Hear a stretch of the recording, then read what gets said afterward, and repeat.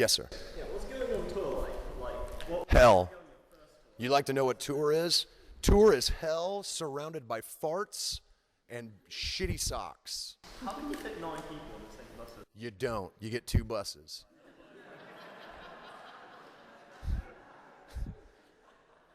Let me tell you a little something about the first Slipknot tour, okay? Most buses run 12 bunks. We got the one with 11. And there were 12 of us because we had us and 2 crew members and our tour manager, who was the size of a brick wall. 12 people on an 11 bunk bus, basically. We, never really being on a full tour, brought way too much shit out with us. I mean, I'm talking about suitcases. You know, now we've gotten it down to absolute zero, where we grab a bag and we're out the fucking door. But back then, it was like, well, I'm gonna need clothes for every day. I'm gonna need, I gotta bring all my movies, which were VHS tapes, by the way. My VHS tapes, and they were everywhere, you know? Sid brought all of his Transformers, and they were awesome. I mean, there's a fucking box of Transformers. It's like, is that fucking Soundwave? Stoked.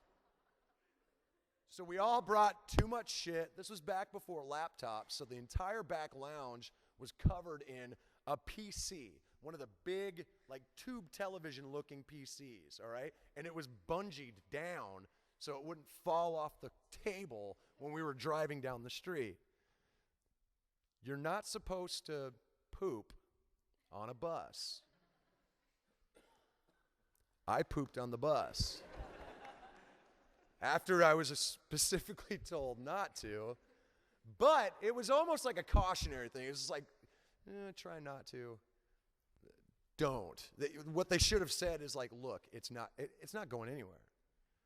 You might as well just shit in your own pants and then walk miles at a time. It's not going anywhere, all right? I broke that rule. I broke the seal on that one. After that, nobody else did. So you're welcome.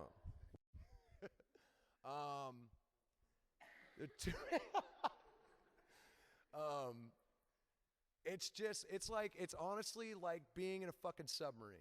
It's like being surrounded by smells you couldn't imagine. You spend too much time in close proximity to anyone. It's family, it's your loved ones. It doesn't matter. You're gonna fucking hate them after 2-3 months. You know, you're just gonna be like, I don't want to see your face. You know, now basically double the size of your band and take away a bunk and throw in people that don't wash as regularly as you'd like them to, or you know, and you've got a mess of chaos basically. You know. You do your best to enjoy it, you know? It's honestly, it's the creature comforts that are going to kick the crap out of you at the end of the day. But being on tour, you know that there's 23 hours of bullshit surrounded by that 1 hour. That 1 hour that means everything to you. That 1 hour that you've lived for your entire life. And honestly, that's why that whole first year and a half of the Slipknot tour, I have very few recollections of, because it was all just staring forward and running towards the finish line. It was doing what we had to do to achieve what we wanted to do, you know? I go back to TFI Friday that we did with, what's his fuck, Evans? Is that his last name? What? Chris Evans, yeah. You could show me footage of that. I don't remember it. And apparently a cameraman got taken out while we were filming that. I remember walking through people to get to the stage. After that, it's all a blur. I have no memory of it because I was so focused on doing the job. I was so focused on getting to the other side, and I forgot to live it, you know?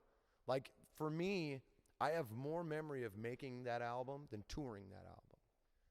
And in retrospect, I wish that I would have just taken a fucking second and taken a breath and gone, fuck, But at the same time, maybe there would have been different outcome, you know, because we were so driven to just destroy everything. Maybe we wouldn't have got there, you know. I've seen a lot of bands achieve half as much as we have, and they're very full of themselves, you know. They're very, very, very impressed with themselves, to be honest. Can't be bothered with a lot of shit. Couldn't be bothered to come here, charge you $80,000 to come here. That's fucking ridiculous. I think I got 2 bottles of water and a pack of smokes to be here today. So thank you very much for that. But I'm here because I love this. You know, I'm here because you guys asked for me, and I'm very honored by that. I still remember who I am and why I do this. I still remember why I wanted to continue doing this. And I still remember why I want to take it even further. So for me, nothing has changed. I didn't get into this to define myself. I got into this to make music. I got into this to achieve my dreams. See what I'm saying? So, yes, touring stinks. Is that where we were? I took that fucking way. Sorry about it. Okay, very good. One more, okay, sorry, I'm very verbose. Yeah, go ahead. I've seen you in numerous occasions, both with Slipknot and Stone Sour, and for us, it's a totally different experience to see both bands. What is it like for you? Does it differ that much for you as well? Oh, that's a huge difference, you know? I mean, it's the whole reason that, you know, I ended up invariably kind of going back to Stone Sour in the first place, because it was 2 completely different sets of music, you know? I've always approached music and performing very intensely. With Slipknot, it's a whole different beast. Like, it's a whole other kind of crazy, you know, that really can't be described in anything other than just saying Slipknot, and people are like, fuck. It's heavy duty, you know. When you put that mask on, it's a big responsibility. And you can go places that you never would have imagined when you're in that mask, and when you're in that moment and you're on that stage with those guys making that music and sharing that kind of intensity with the world. It's a wholly different beast from Stone Sour, where I'll just throw out fucking fart jokes because I can, you know. Stone Sour is much more laid back, you know. It's enjoyable. It's probably a bigger part of my personality than me on stage with Slipknot, but that's because I guess I'm just naturally the class clown at all times, you know. I'd rather make you laugh than make you cry at the end of the day. But Slipknot's probably the most important part of me in a weird way, because so much of what I'm saying in Slipknot comes from where I came from. And it comes from a spot that is uncomfortable. It's really dark, and but at the same time, because I can let that out, I can kind of tap that valve, I can be more myself and be more of the guy who will, you know, just start fucking popping and locking on stage or something ridiculous like that. You know, I just, there's a part of me that's always going to be that goofy idiot.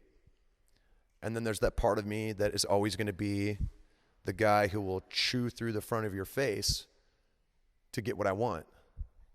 Because that's who I am in Slipknot. I'm the guy who will fucking scream until I bleed in your face. Because I remember where that guy was when he needed to scream like that. And I think that's why a lot of people gravitate towards us, because they never had that chance to do it. And my job as the guy on stage with Slipknot is to give you that voice and to give you that opportunity to let it out. It's the primal scream. It's scream therapy at the end of the day. And it's healthier than a lot of people would admit, because I mean, I'm fairly balanced, I guess. I don't know about these glasses, but you know, I'm a better person because I was in, you know, a band like Slipknot.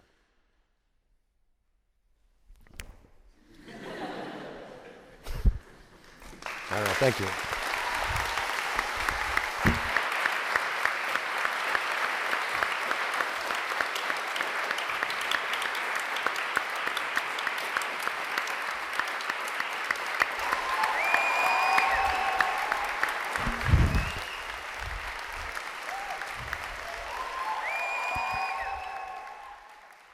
Ladies and gentlemen, please join me once more in thanking him. It's been an absolute pleasure to have Corey here this evening.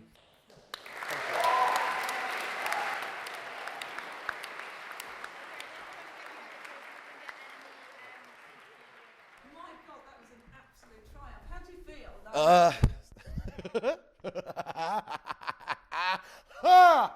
That's pretty much, that sums it up how I feel about it. I thought it went well.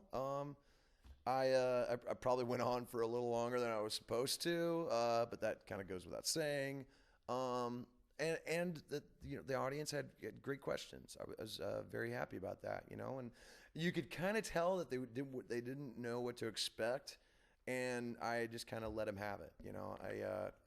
I hope they enjoyed it as much as I did. What did you make of the questions they asked? They were great questions. Anytime you're in a Q&A situation, you never know what you're going to get. I mean, it could be anything as banal as, favorite colors and what's your favorite breed of dog or something weird like that, to some seriously, some very serious questions, some dark questions. And I thought it was a good middle ground. They were definitely fan questions, but at the same time, they were smart questions, and I would expect nothing less from, the Oxford Union, basically. And didn't you see there was a really good sort of demographic of kids? There were the real Uber Slipknot fans. Oh, yeah. And then there were proper eggheads boffins. Oh, yeah. Tell us about that, what you could see when you were looking out at them. It was very weird because as I was walking around, I was trying to make eye contact with everyone, and it was great because I would look over and there would be this, this wonderful girl with like jet blue hair. And then I'd look over, and there's this guy with his glasses. Yes, makes a lot of sense. Yes, It was fantastic. I mean, the dichotomy in the crowd was epic, and I think that me being the ego that I am, I'd like to think that it's because of who I am and how I am that maybe I was able to get that kind of a diverse of a crowd, and it makes me very proud, that people from all these different cliques and walks of life were interested in what I had to say about life itself. So I'm really, really happy. So fantastic speech over. What the hell are you going to do now? I got to go co-host the Kerrang Awards tomorrow night in my super sweet, uber awesome suit. That's what I'm going to do. Oh yeah, it's great. Yeah, and basically I'll be the one recording everything tomorrow night because I don't drink anymore. So I'm gonna let everyone else make asses of themselves, and I'll be the one who remembers it all. So. And finally, how can you sum up this amazing experience today? One step closer to everything. I did